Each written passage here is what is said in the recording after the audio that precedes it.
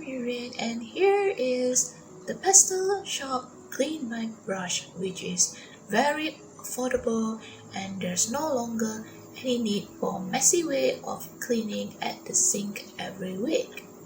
The Pastel Shop is a local brand with the founder studying in Korea and is a cosmetic chemist.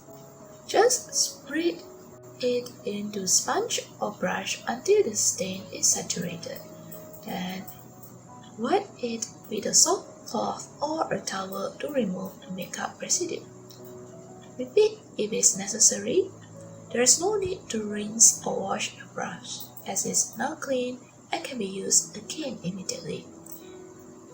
It uses ingredients that is really gentle on the brush. Overall, a very good waterless brush cleaner. Only 15 ringgit. More descriptions in the description box. Can also check out more details in the link in the description box. Subscribe, like, and also share this video with others. See you in my other videos.